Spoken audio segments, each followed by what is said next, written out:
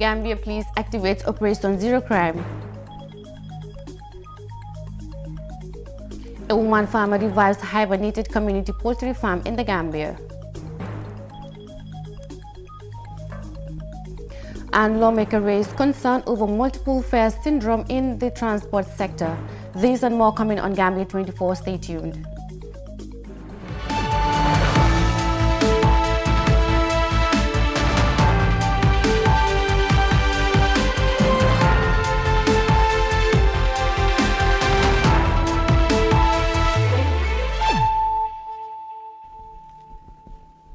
Good evening, you're watching Gambia24 News with me, Mariama Cham, and thanks for joining us. The Gambia Police Force has deployed a joint security high-visibility patrols targeting criminal hubs within the Greater Banjul and the West Coast areas. In a press release on Friday evening, the police says the operation dubbed Zero Crime Activated aims to tackle crime and criminal activities to dismantle all criminal hideouts. All offenders will subsequently be prosecuted in accordance with the law. The police command urged the public to go about their lawful businesses without panic, despite the high presence of security movements within their vicinities. Individuals going armed in public with knives and other small weapons will be prosecuted to the fullest extent of the law. Similarly, all criminal vooz, ghettos, and criminal hideouts will be targeted during the exercise, the police stated. The hashtag Support Your National Police is the signature. For more on this story, join our Africa Breakfast Show tomorrow for exclusive interview with the police spokesperson. Now, a former commissioner of the Constitutional Review Commission, Gay Sow, told the Truth Commission that the so-called immunity clause was inserted in the 1997 Constitution to bar the AFPRC government from trials for human rights violations. He says the 1996 draft prevented the excessive power of the executive, but these were removed to give Jammeh 100%, including to remove a judge. Ndaisise has the rest of that. Gayso said many things were removed from the 1996 draft before it was presented for referendum. The veteran human rights lawyer told the Third Commission on Thursday that the immunity clause was inserted in the 1997 Constitution to give unrestrained power to the APRC government.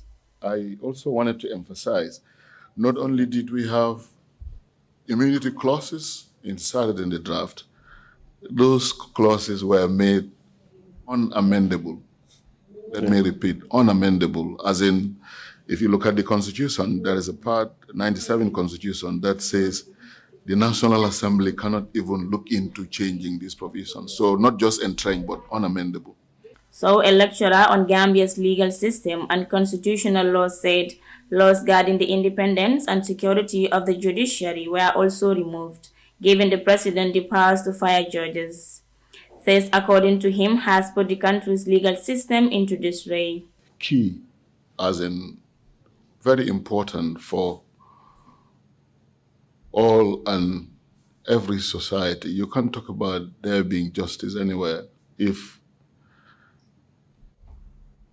at the end of the day, people have disputes or there is a conflict between people and they are sure they really wouldn't be able to have those disputes submitted before independent courts. Of course, that leads to chaos. The director of the Institute for Human Rights and Development in Africa also said the 1997 Constitution gave powers of an absolute monarch to the president. He added that the Gambian Constitution does not ask for the state to embrace one particular religion. Therefore, Jambes declared in Gambia as an Islamic state was illegal and unconstitutional. Reporting for iAfrica News, I am Ndaisise. Witnesses Jammeh used the 1997 draft constitution to block the AFPRC government from trials of human rights violations. Now, the agricultural sector is regarded as the backbone of the Gambia's economy, as different branches of the sector contribute immensely to the gross domestic product. One of them is poultry farming, which is recognizably creating business opportunities for many young Gambians. In this report, the president of Jamolai Poultry Association, who despite the potential dissolutions of the association, put up commitment for its expansion. Sona Ture has more. Poultry business in the Gambia is blooming every day, thanks mainly to local growing appetite for chicken and eggs as substitute to meat or fish, which are all hard to come by nowadays. Jamorai Poultry Farm Association in Kunkujang, with a membership of more than 75 women, is one of the ADP-sponsored projects in the country. It began official operation at the Abuko Agricultural Poultry Center, where all necessary materials needed for poultry production were installed by the ADP. These did not, however, prevent a partial death of the initiative, likely due to loss in track and commitment on the side of the management. Aissatou Badji saw the business venture as too good to collapse and then pursued the goal in reviving it. Wow, dañ dem because xam nga loi la ñu liggéey dañ dem ba ñëpp relax talk. Yes, this farm belongs to the association. But later on, almost everyone relaxed and a great loss was incurred. As the president of this association, I decided to come up with ways of reviving the farm because our sponsors spent a lot for everything to go in vain. This poultry farming is not an easy task. It requires knowledge and commitment. Once that is missing, you are likely to fail. I traveled to America to attend a poultry explore program. I was informed that all the chickens got sick and died. From that day until now, no one came back. Upon my return, I tried to mobilize all the members again, but my efforts were fruitless. This farm rears different types of chickens, such as broilers, brown layers, and white layers, to satisfy the demand of several localities.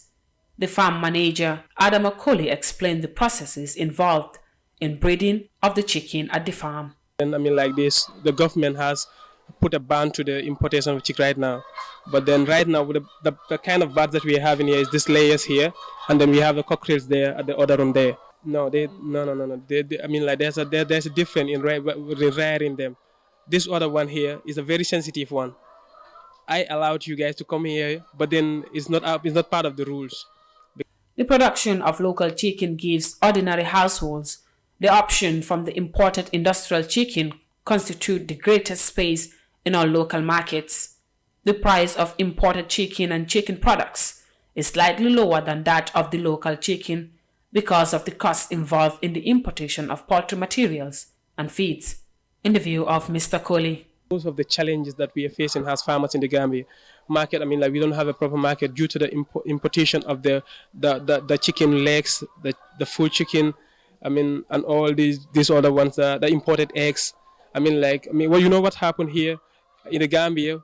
We have a problem of feed. Feed is our main problem. Has the poultry farmers in the Gambia. What happened? We imported feed from Senegal, and the feed costs so much. Right now, there is no price control in the feed. You go today, they will tell you 1,350. You go the other way, the other day, they will tell you, it is in 1,400. So what happened? When you buy it at 1,400, maybe, actually I'm having 1,000 of them here. So those 1,000, they probably need 2 bags of feed for the day. So for the day, at least I'm spending $3,000.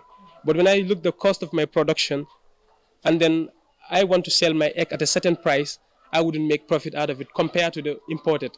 The imported, at least you can have it at a cheaper price than the local one. But then people don't understand that when you tell them that we cannot sell as the imported ones have been sold at the market. Besides the production of broiler chickens, eggs, and guano, Jamorai offers poultry consultancy services to aspiring poultry farmers.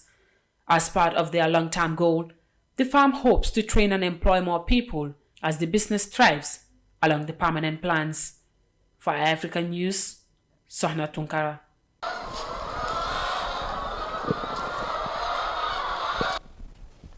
Now, the National Assembly member for Badibu Central, Suleiman Saho, has on Thursday moved a motion before the lawmakers on the effects of illicit drug use and trafficking in the Gambia. According to Honorable Saho, drug abuse is becoming increasingly popular in the country and therefore threatening the future of the youths. This is a report. Despite the change of government in 2017, Gambia continues to be a transit point for illicit drug smugglers, mainly from South Africa, and are often destined for Europe. The lawmaker for Badibu Central, Suleiman Saho, said although the government has banned the use of cocaine, cannabis and other harmful substances, the abuse continues to be a social menace in the country. According to him, since the biggest drug seizure was registered in December 2020, some of the recommendations put forward are still not implemented. Honorable Speaker, now again, we do hear seizure of drugs, but in the long run, the perpetrators, some of the perpetrators are not brought before the justice.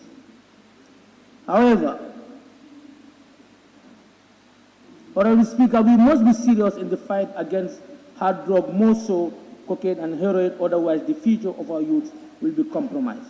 Honorable Saho said law enforcement officers should not only focus on the use of cannabis, but instead other harmful drugs threatening the future of the youth. Honorable Speaker, the entire country is concerned about the drug use among the youth. We must collectively put our hands together, both the executive and the legislature, in the fight against drug trafficking, terrorism, money laundering, to mention but just few. We must ensure that perpetrators are brought to justice as quickly as possible. Like many other countries, marijuana is the most popular drug used by youth in the Gambia. Most of the cannabis sativa found in the Gambia comes from the Casamance region of Senegal and the western part of the country, although it is grown in diverse places across the country. The Gambia anti-narcotic authorities seized over 2 tons of cocaine at the country's seaports in Banjul in December last year. Since then, no official information has been published with regards to how those drugs are being handled and the search for perpetrators. Reporting for iAfrica News, I am Daisy. The report by Daisy on drugs will take us to a quick break, and we'll be right back with the rest of the news. Stay with us. The pride we take in our brand, the work we put into constantly change the landscape and elevate real estate in the Gambia, it's compared to none. From inception, our goal was to add value to the beautiful Gambian landscape. That's why we are proud innovators of community estates. Kololi Sands is an exceptional piece of work, tailored for ultimate convenience and luxury, to bring you an element of finesse that is rare but unique in its own. This is also our pride and joy, and we welcome you to the exquisite beauty right here in Kololi and right here on the waterfront. Kololi Sands, feel the ocean breeze at your doorstep.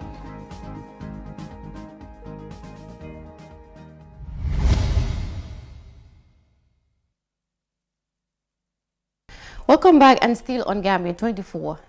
The Gambia Public Procurement Authority, in partnership with Network of Financial and Tax Reporters Gambia chapter, has on Friday concluded a 5-day intensive training program for 30 media personnel on the basic principles of public procurement. The training, sponsored by the African Development Bank, was meant to build the capacity of media personnel on public procurement procedures and guidelines. Albinto Jala was among the trainees, and this is her report. The training was geared towards orienting journalists on how to report on public procurement issues in the country. GPPA's main function is to provide better value for money in the acquisition of goods, works and services, and at the same time enhance the development of local enterprises. Journalists from various media organizations were trained on public procurement procedures and guidelines and are expected to make best use of the knowledge gained. The Director General of GPPA assured the participants of their willingness to build a good working relationship, urging the journalists to extend the knowledge gained to the masses. Like I told you already, the pen is mightier than the sword. That pen that you have with you there, don't joke with it. Don't joke with it. It's very important. And so along those, I'm also sharing with you that use of your pen now must also take these 2 things into consideration: economic development, human capital. The president of NFTR, Mr. Abdullahi Nyoke, urged the participants to make good use of the valuable skills learned during the training.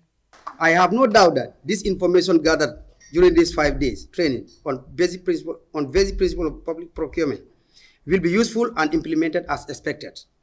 However, as the saying goes, where much is given, much is expected. And this statement goes to the participant. Please kindly take note and avoid speculation and endeavor to disseminate factual and balanced reporting, particularly on public procurement. Some of the participants shared their experience about the training, and this is what they had to say. During the first day when I was coming in here, I came in as a layman in procurement. I knew nothing about procurement and its related issues. But after day 2, I started understanding what procurement is all about.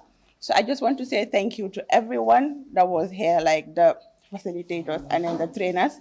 As well as my colleagues from the media, I think this has been a very, very engaging and interactive session.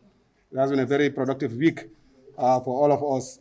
As Aisha has just said, I am a layman in the process of procurement. I had for a very long time misunderstood the very concept, but I think what we have undergone here during the last 4 days, I think has all exposed us to what procurement is all about.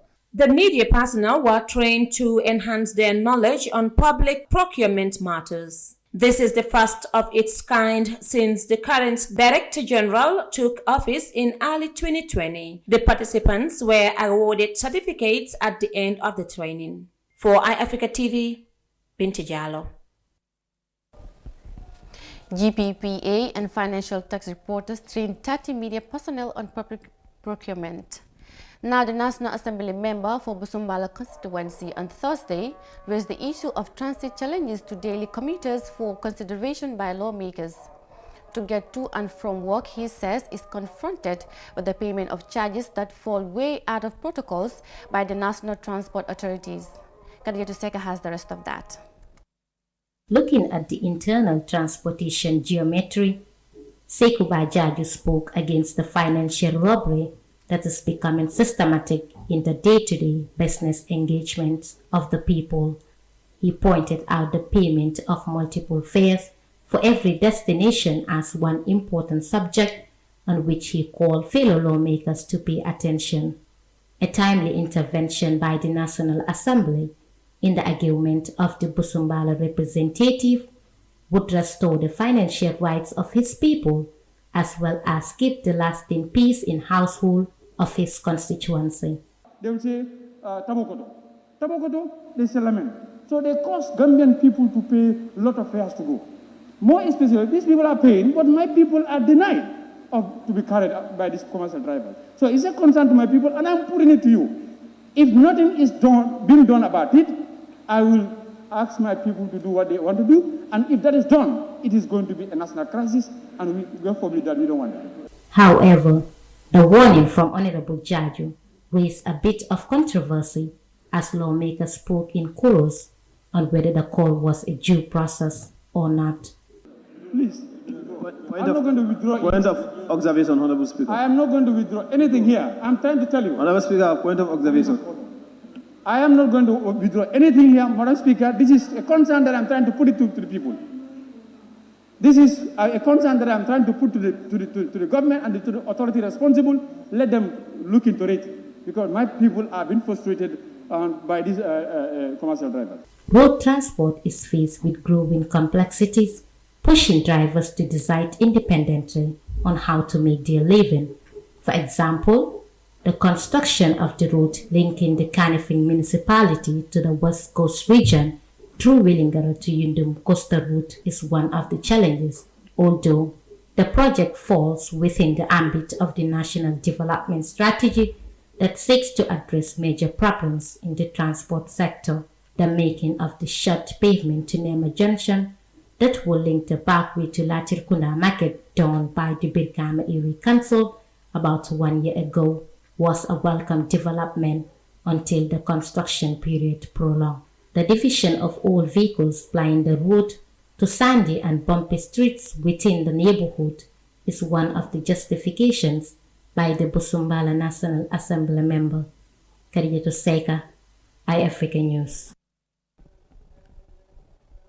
Well, that report by Kadiyatu Seka on the National Assembly will take us to the end of Gambia24. I am your presenter, Mariama Cham. Thanks for watching and do have a nice weekend.